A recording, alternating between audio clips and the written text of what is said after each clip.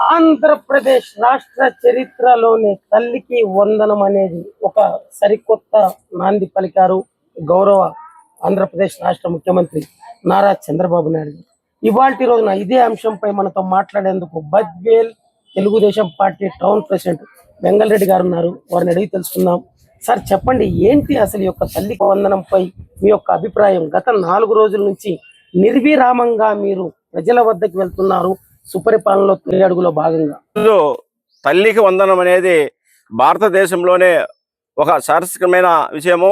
Telugu Desam party 1983లో స్థాపించి ఆనాటి మాజీ ముఖ్యమంత్రి వర్యులు ఎన్టీ రామారావు గారు తెలుగుదేశం పార్టీ ప్రపంచంలోనే చాటి చంపిన ఘనత ఎన్టీ రామారావు గారు. ఆ రోజు ₹2 కిలో బియ్యం కానీ, పేదలకు ఇల్లు కానీ, హౌసింగ్ కానీ ప్రతి ఒక్కటి ఇచ్చిన ఘనత రామారావు అయితే, అదే స్మృతితో మన నారా చంద్రబాబు నాయుడు, ఐటీ శాఖ మంత్రులు లోకేష్ గారు ఈ రోజు తల్లికి వందనం విషయంలో ఎంతమంది ఉంటే అంతమందికి అందరికి ఇచ్చినారు. మరి ఈ రోజు కార్పొరేట్ స్కూళ్ళల్లో కానీ ప్రతి ఒక్క స్కూళ్ళల్లో అధిక రేట్లు ఉండబట్టి వాళ్ళందరికీ చదువుకోవాలని విద్యతో ముందు చూపుతో ఈ రోజు ఇచ్చిన ఘనత మన తెలుగుదేశం ప్రభుత్వం. మరి ఈ రోజు కూటమి ప్రభుత్వం వచ్చిన తర్వాత ఈ ఎన్నో పథకాలు, ఈ రోజు అన్నా క్యాంటీన్ అయితేనేమి, ఈ రోజు తల్లి వందనం అయితేనేమి, చెత్త పన్ను రద్దు చేయడం అయితేనేమి, కరెంటు ఆంధ్రప్రదేశ్ లో ఎంతో ముందుకు సాగుతుంది, మంచి పరిపాలన ఇస్తుంది కనుక ఈ రోజు మేము ప్రతి ఒక్క ఇంటికి డోర్ టు డోర్ పోతా ఉంటే వాళ్ళు ఎంతో ఆనందంతో మాకు ముందుకు చెప్తున్నారు. మరి ఇదే పథకాలతో ఇంకా ముందు ఈ సూపర్ 6 లో కొన్ని పథకాలు ఇచ్చినారు.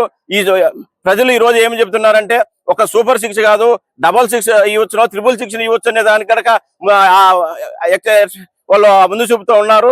ఈ రోజు తెలుగుదేశం కూటమి ప్రభుత్వం, పవన్ కళ్యాణ్ గారు, లోకేష్ గారు, చంద్రబాబు నాయుడు గారు ఈ రాష్ట్రాన్ని ఎంతవరకైనా అభివృద్ధి చేసేదానికి కనుక ముందు చూపులో ఉన్నారు. ఒక ప్రేమలో కనుక తాగునీటికి కానీ, సాగునీటికి కానీ ఎన్నో ప్రాజెక్టులకు ముందడుగు వేస్తున్నారు. కాబట్టి ఈ రోజు తెలుగుదేశం కూటమి ప్రభుత్వం ఇంత అభివృద్ధి పథకంలో ఈ ఒక సంవత్సరంలోనే ఇంత జరిగిందంటే ఇంక ఈ 4 ఏళ్లలో ఎన్ని పథకాలతోనో ఎన్ని అభివృద్ధితోనో ముందుకు సాగుతుంది కనుక మేము ఆశిస్తున్నాం. ప్రజలు కనుక మంచి నమ్మకంతో కూటమి ప్రభుత్వానికి మంచి నమ్మకం పెట్టుకున్నారు. ఇలాంటి ప్రభుత్వాలు ఎప్పుడు స్థిరస్థాయిగా ఉండాలని ఉద్దేశంతో ప్రజలు ఉన్నారు. మరి సుపరిపాలనలో తొలి అడుగులో భాగంగా ఇవాటి రోజున TDP town president Gurrampati Venkatareddy గారు మనతో ఉన్నారు. 3 సవాల్ కి జవాబులో మొట్టమొదటి ఆయన మనకు వివరించదనుకున్నారు. సార్ చెప్పండి, ఏంటి అన్నా క్యాంటీన్? ఈరోజు 2014లో తెలుగుదేశం గవర్నమెంట్ ఏర్పడిన తర్వాత 2015లో మా జాతీయ అధ్యక్షుడు ఆంధ్రప్రదేశ్ ముఖ్యమంత్రి నారా చంద్రబాబు నాయుడు గారు పేదల కోసము రాష్ట్రం మొత్తం కనుక అన్నా క్యాంటీన్ ₹5కే నీకు ఆ రోజు పెట్టడం జరిగినది. ఆ రోజు నుంచి 2019 వరకు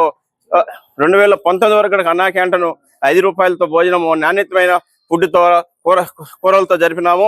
మరి 2010 మరి మళ్ళా 2024లో తెలుగుదేశం గవర్నమెంట్ వస్తానే దాన్ని మొట్టమొదటిసారిగా రాష్ట్రం మొత్తము అన్నా క్యాంటీన్ మళ్ళీ ₹5 నాణ్యతమైన భోజనము పెట్టడం జరుగుతుంది. మళ్ళీ అదే విధంగా ఈ రోజు నిన్న కేబినెట్ మీటింగ్ లో తీసుకున్నారు. మొత్తం మీద ఒక్కొక్క మండలానికి కనుక ఒక అన్నా క్యాంటీన్ కనుక పెట్టి పేదలకు వరంగా ఇవ్వాలని కనుక ఆయన కోరిక ఉంది. అది కనుక త్వరలోనే అమలు చేసేదానికి మా ముఖ్యమంత్రి వర్యులు ముందుకు సాగుతున్నారు.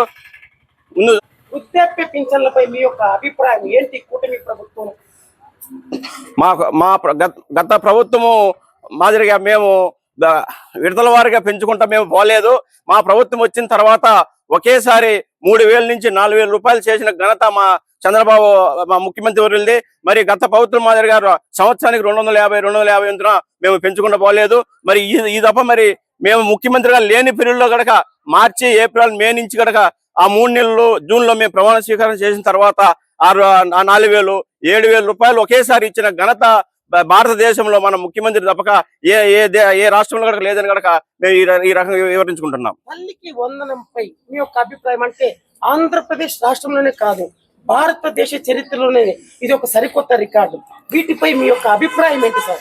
తెలుగుదేశం పార్టీ 1983లో స్థాపించి ఆ రోజు తెలుగు జాతినే ప్రపంచంలో చాటి చంపిన మాజీ ముఖ్యమంత్రి ఎన్టీ రామారావు అయితే, అంటే వారికి సంక్షేమ పథకాలు గడప గడపకు అందాయా లేదా అని తెలుసుకునే కార్యక్రమంలో అభిప్రాయం ఏంటి? మనతో పిఆర్పి భాష, తెలుగుదేశం పార్టీ సీనియర్ నాయకులు, అలాగే జహంగీర్ భాష గారు కడప జిల్లా తెలుగు యువత ఉపాధ్యక్షులు మనతో ఉన్నారు. వారి మాజీ కౌన్సిలర్ షరీఫ్ గారు కూడా ఇక్కడే ఉన్నారు.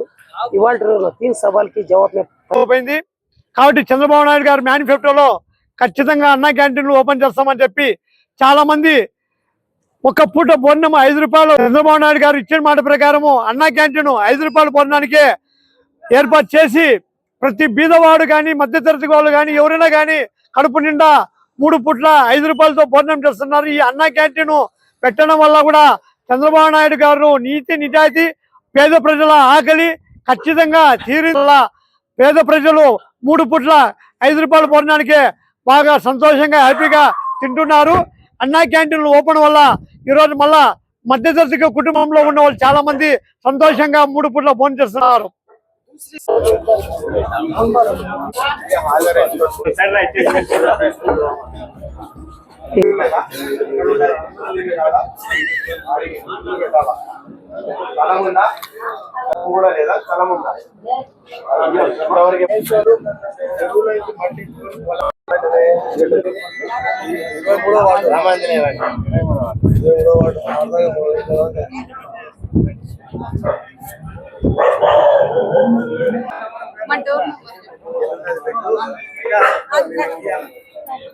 ఎంత వయసు తెలీదా? రేషన్ కార్డు, ఆధార్ కార్డు ఏది?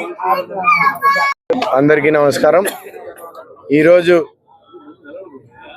సుపరిపాలన మొదటి సంవత్సరం పూర్తి చేసుకున్న కూటమి ప్రభుత్వం రామాంజనేయ నగర్లో ఈరోజు అందరం కలిసి ఇక్కడ ఇంటింటికి వెళ్ళి వాళ్ళ సమస్యలు ఏంటో తెలుసుకోవడం జరిగింది. వీటితో పాటు ఆనాడు ముఖ్యమంత్రి చంద్రబాబు నాయుడు గారు ఈరోజు ఒకటే మాట ఆ రోజు చెప్పాం, మేమందరం ఇంటింటికి వెళ్ళినప్పుడు బాబు షూరిటీ భవిష్యత్ గ్యారంటీ అని. అదేవిధంగా అందరికి ఇంటింటిగా బాండ్లు ఇచ్చినాం, సూపర్ 6 అమలు చేస్తాం, మేము ఖచ్చితంగా మీకు చెప్పిన మాట ప్రకారం అన్నీ ఇస్తాము అని చెప్పాం.